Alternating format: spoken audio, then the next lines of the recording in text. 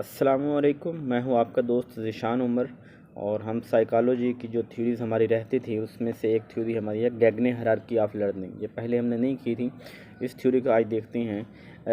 ये जो गैगने था ये कॉग्निटिविस्ट था और इसने जो है ना चार जो लोग हैं वो बहुत फेमस हैं।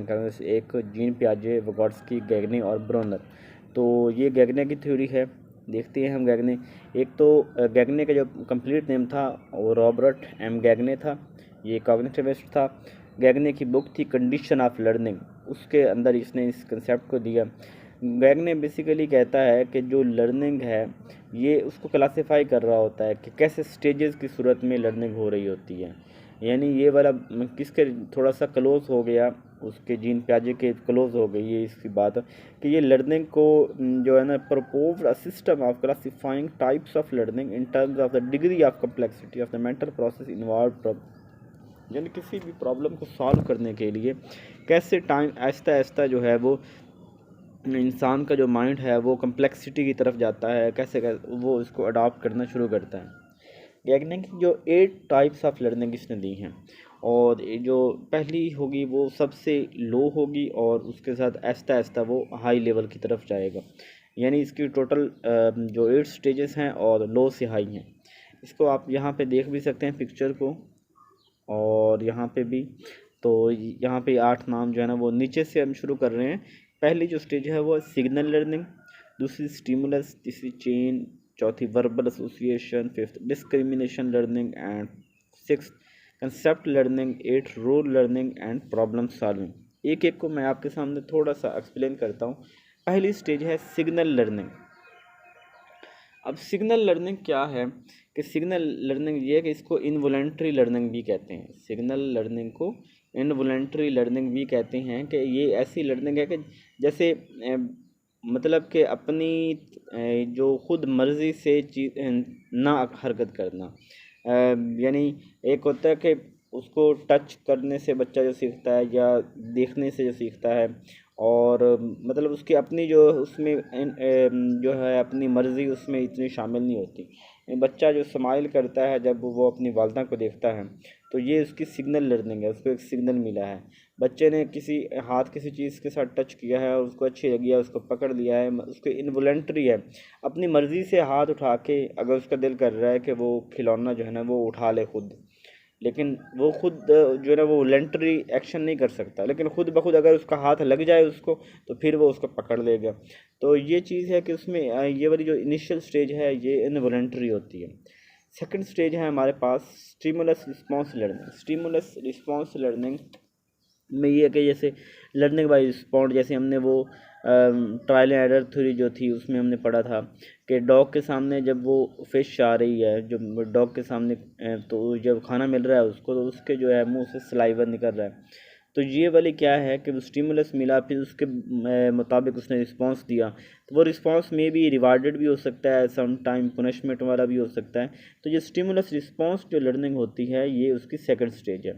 थर्ड स्टेज जो इसकी है वो है चेनिंग। चेनिंग ये क्या है कि इसमें हम जो प्रीवियस हमने स्टिमुलस से हमने जो सीखा, यानी मिसाल के तौर पे मुझे वो उसी को थ्योरी को मैं देख लेता हूँ कि ट्रायल एंड एरर थ्योरी जो है उसमें वो क्या करता है कि वो खाना जो बेल बजाता है, बेल को एसोसिएट कर देता है, कभी कोई बेल बाद में बजाता है, कभी कोई बजा जाता है।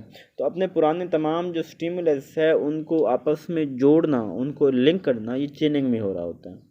एंड फोर्थ है कि वो वर्बल एसोसिएशन। अब जो बात है जो लर्निंग होगी वो कनेक्शन जो है वो वर्ड्स की तरफ आ जाएगी, यानी एसोसिएट थिंग्स विद वर्ड्स, वो वर्ड्स की तरफ बात आ जाएगी कि नहीं बच्चा अब जो है वो चीज़ों को के बजाय अब वो चीज़ों मतलब ऐसे है कि हमारे सामने जैसे एक पिक्चर होती है बच्चे के सामने और बच्चा उस पिक्चर को देखता है। अब बच्चा जो है ना वो पिक्चर को देखते पहले पिक्चर को अंडरस्टैंड किया होता है, अब बच्चे को चल गया कि ये पिक्चर को उस वर्ड्स के साथ भी जोड़ देता है। जैसे मैंगो है, जब भी उसके सामने मैंगो आता है तो वो बच्चा उसको बड़े शौक से खाता है, लेकिन उसको ने उन चीज़ों को, अपनी प्यारी चीज़ों को उसने नाम के साथ नहीं जोड़ा होता। अब इस स्टेज में इस काबिल होता है बच्चा कि वो उनको बाय नेम कि मुझे मैंगो चाहिए, मुझे बनाना चाहिए, मुझे एप्पल चाहिए, अब वो चीज़ों के साथ वो जो वर्ड्स को जोड़ रहा है तो वो वर्बल एसोसिएशन होगा। इसके बाद है मल्टीपल डिस्क्रिमिनेशन लर्निंग। अब इसमें ये होता है कि मुख्तलिफ जो स्टिमुलस मिले, जो मुख्तलिफ चीज़ें हैं, अब उनको बच्चा डिफ्रेंशिएट करना सीख लेता है और बच्चा देख लेता है कि मुझे कब जो है ना वो वर्ड्स का इस्तेमाल करना है और कब मुझे जो है ना वो एक्शन करना है। यानी कब मुझे जो है ना वो कोई चीज़ मांगनी है तो उसके लिए बोलना ज़रूरी है, और कब मुझे कोई काम करना है तो उसके लिए मुझे फ़िज़िकली जो है ना वो हरकत करनी पड़ेगी। तो वो डिफरेंस कर लेता है कि मुझे साइकोमोटर यूज़ करने हैं या वर्ड्स यूज़ करने हैं।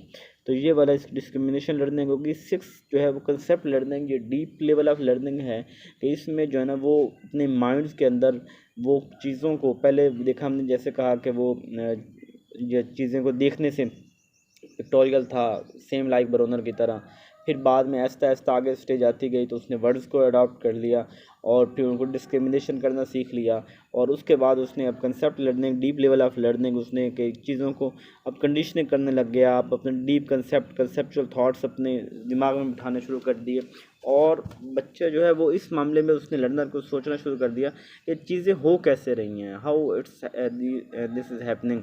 तो ये सारी चीज़ें जो हैं वो कंसेप्ट लर्निंग में आएंगी। 7th स्टेज है कि वो जब कंसेप्ट क्लियर हो गया तो उसके बाद वो रूल बनना शुरू हो जाएंगे।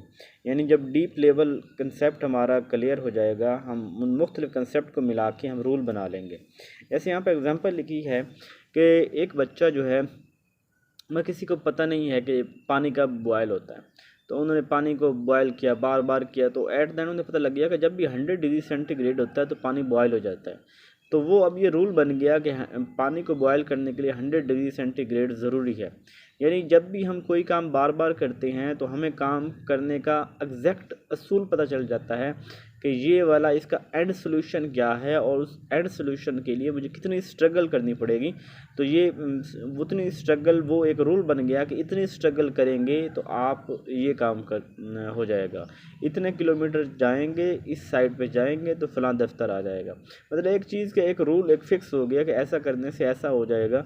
तो ये हमने ये सीख लिया कि 7th स्टेज में कि ये प्रिंसिपल लर्निंग है। लास्ट स्टेज है प्रॉब्लम सॉल्विंग। यही जब हम छोटी छोटी स्टेजेस से ऊपर गए, अब हम इस काबिल हो गए हैं कि हम प्रॉब्लम सॉल्व जो है वो कर सकते हैं, यानी हम चीज़ों को एप्लीकेबल कर सकते हैं। हमने रूल भी बना लिए, अब हम एप्लीकेशन की तरफ आएंगे और अपने कंसेप्ट को यूज़ करते हुए हम जो है वो क्या करेंगे, प्रॉब्लम को सॉल्व करेंगे। यहाँ पे आप देख भी सकते हैं कि सबसे पहली स्टेज हमारी सिग्नल लर्निंग की थी। सिग्नल लर्निंग में क्या था कि बच्चा जो है वो एक्शन के ज़रिए सीख रहा है, उसको देख रहा है इधर उधर। स्टिमुलस में स्टिमुलस मिल रहा होता है। चेनिंग में हम पुराने कंसेप्ट को आपस में जोड़ रहे होते थे। वर्बल में हम वर्ड्स को यूज़ कर रहे होते हैं। डिस्क्रिमिनेशन लर्निंग में हम जो है मुख्तलिफ़ चीज़ों को आपस में डिफ्रेंशिएट करना सीख लेते हैं। और उसके बाद पे कंसेप्ट लर्निंग में थोड़े डीप कंसेप्ट हमारा हो जाते हैं। प्रिंसिपल में हम असूल बना लेते हैं, और प्रॉब्लम सॉल्विंग में हम जो है वो प्रॉब्लम सॉल्व करने के काबिल हो जाते हैं। जो चीज़ याद करने वाली इसमें है वो ये, एक तो आपको पता हो कि ये वाली 8 ना जो है नेम्स वो आपको आने चाहिए कि पहले signal learning, stimulus response learning, chaining, verbal association, discrimination learning, concept, और इसके अलावा principle learning and problem solving. तो आपको ये पता होना चाहिए कि सबसे लोवेस्ट सिग्नल लर्निंग, सबसे हाईएस्ट प्रॉब्लम सॉल्विंग, और थोड़ा थोड़ा कंसेप्ट भी क्लियर हो, लेकिन इसका जो मेन है यही पूछा जाता है। अच्छा, इसने वैराइटीज़ ऑफ लर्निंग की बात भी की थी गैगने ने। वैराइटीज़ ऑफ लर्निंग में इसने कहा कि 5 चीज़ें इन्वॉल्व हैं लर्निंग में। पहली कौन से, इंटेलेक्चुअल स्किल, और सेकंड कॉग्निटिव स्ट्रेटजी। देखिए, आप कहेंगे कि इंटेलेक्चुअल भी दिमाग से रिलेटेड है और कॉग्निटिव भी, लेकिन यहाँ पे वो कह रहा है कि इंटेलेक्चुअल को उसने लोअर लेवल पे देखा है और कॉग्निटिव को हाई पे।